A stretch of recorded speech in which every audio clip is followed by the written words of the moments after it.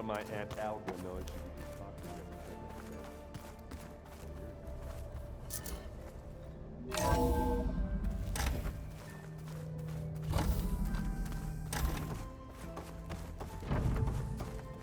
Welcome back. Aloy, I know your experience in Thebes was unsettling, but we have a new problem. Did something go wrong with Beta and the rig? Will we be able to transport you to Gemini? The rig is complete. The problem is Hephaestus itself. It has accelerated its proliferation throughout the Cauldron network, increasing its power.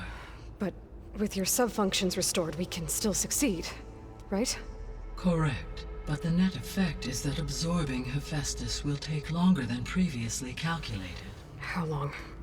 Even with Omega clearance, my current estimate is that the merge will take 35 hours. And each hour increases the risk of detection by the Zeniths.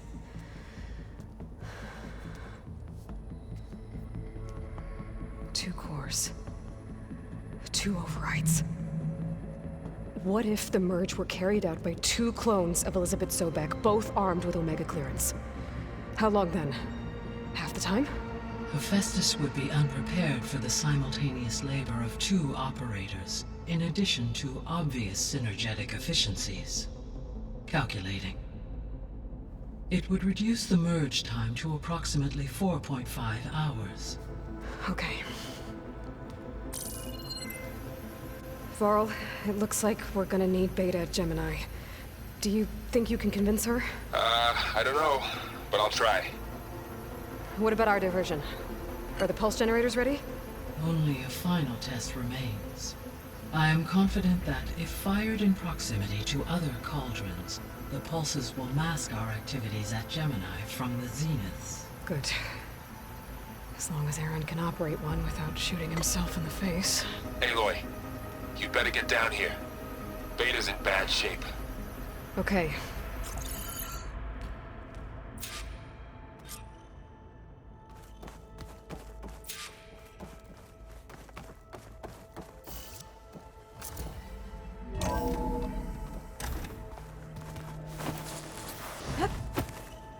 I'm definitely not getting any of this.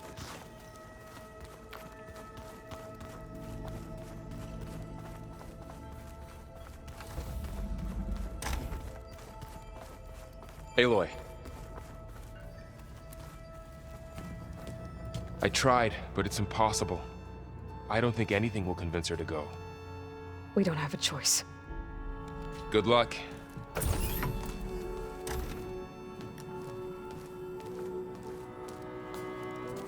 Beta, you have to come with us. It's the only way. It's one mission. The most important one. We need you. Tell me why you won't go. What if they take me back? Alone, in a cell again. Their slave. Forever.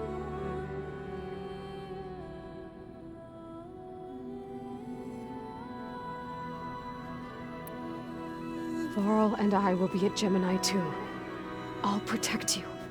As soon as we get Hephaestus, we'll come straight back here. The Zeniths aren't going to find us. You don't have to be afraid. No! You can't protect me. Nothing can protect me from them. I told you from the beginning we'll never beat them. It's hopeless. Beta. Leave me alone! You don't understand!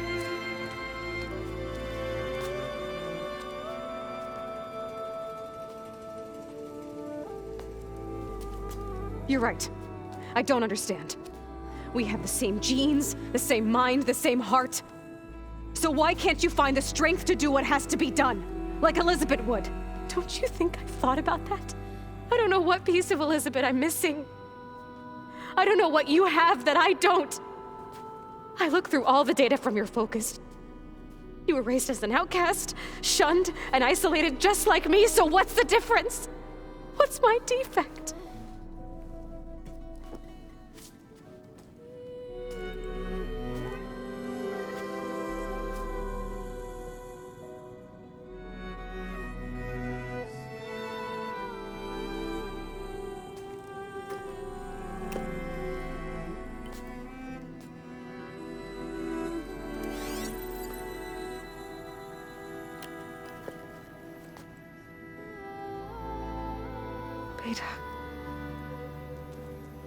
don't have a defect. Beta. Look, it's not a piece of Elizabeth. The difference is, I had him. Frost. He raised you, trained you, but he was never warm or loving. The day he died, the day he gave you that charm, he was going to abandon you. He wanted me to embrace the tribe. But then he gave his life for mine. He loved me in his own way. And that was enough. What did it feel like?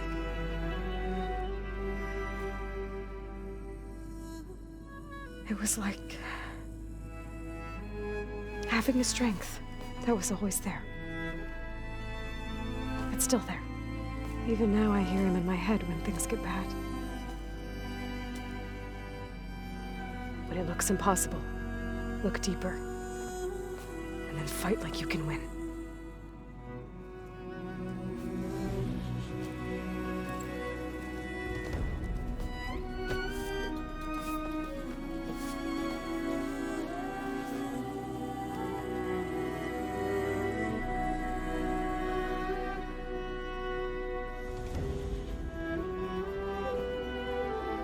You don't have to go on the mission. We'll find another way.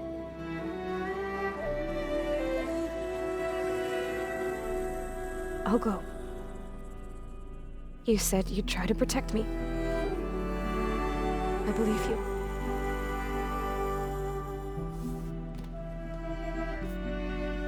But you have to promise me one thing. Yes, of course. If it goes bad,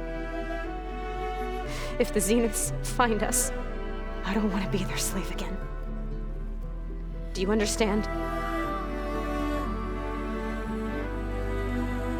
Okay. Promise? I promise. I could use as much time as you can give me to study up on the merge, to make it as efficient as possible.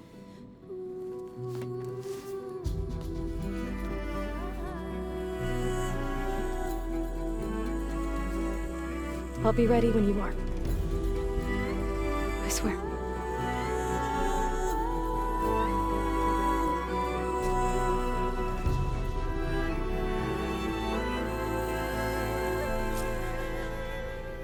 Aloy, whenever you're ready, come speak to me and I'll ask the others to make final preparations for the mission.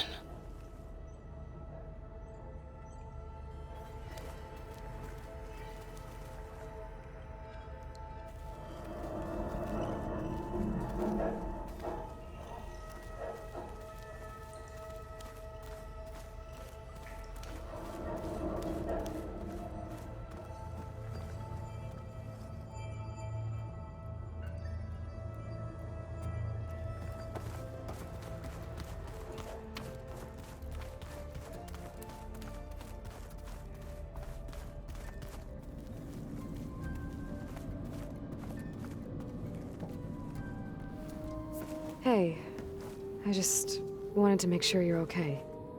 I am. Is there something you wanted to talk about?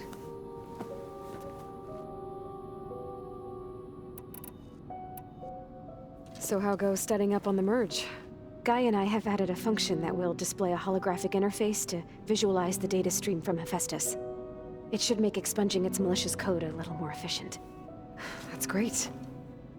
Whatever we can do to cut down the merge time is going to increase our chance of success. Good work. I'll continue to search for other ways to speed up the process.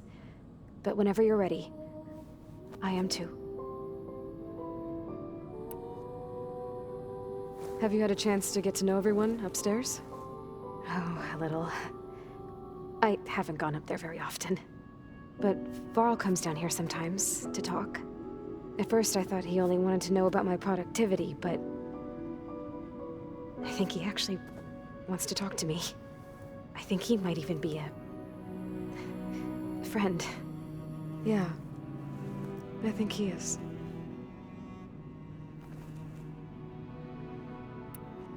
Have you talked with anyone else in the base? Yes, although most of the time I talk to Gaia. Sometimes I even forget that she's an advanced AI. Whenever we have a discussion, she asks my opinion on the subject. I didn't expect that. That's all thanks to Elizabeth.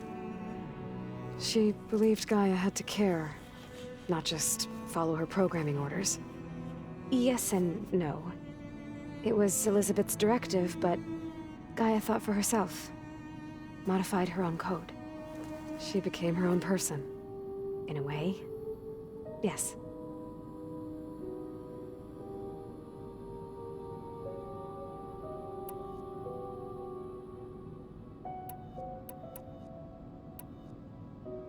So you know about the extinction signal?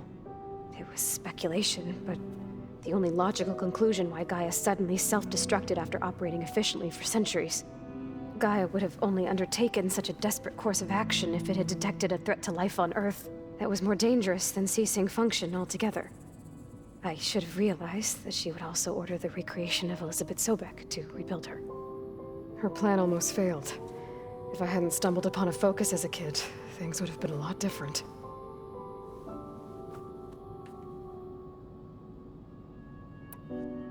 You said the Zenith's colony in the Sirius system was destroyed. What happened? All I was ever told was that a natural disaster forced them to leave Sirius. I've speculated that it was an extrasolar object or a cataclysmic seismic event. Or maybe even an abnormally violent coronal mass ejection from Sirius A. Did the Zeniths tell you any details? Something that might narrow it down? They said the only thing that mattered was that they survived. First Earth, 1,000 years ago, and then Sirius. Guess they survived old age, too. You said you spent years studying in a training interface. Was this archive you mentioned part of that? But only the parts I was permitted to access. Aristotle and Aspasia, the avatars of the archive, would assign me learning modules and evaluate my progress. Wait, those names. They were designed to be the virtual guides for the Apollo database, before Ted Faro purged it. The Zeniths have a copy. So it still exists. And you got to learn from it. Only what was deemed pertinent to the mission. If I requested information outside of my parameters, my tutors would deny it. To have all that knowledge, just out of reach. Must have been frustrating. A little.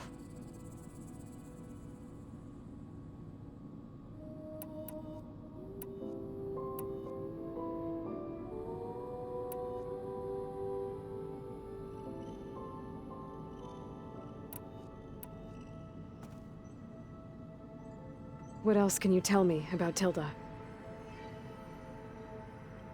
She liked to talk about her paintings. What about herself? Did she ever talk about her life on Earth, how she joined the Zeniths, something like that? She never said much about herself, and she hated it when I asked too many questions. But I think, back on Earth, she was an expert programmer, given that she built a data channel the other Zeniths couldn't detect. Is there anything else about her that we might be able to use to our advantage? She was the first real person who ever bothered to speak to me. I wasn't really assessing her for strengths and weaknesses.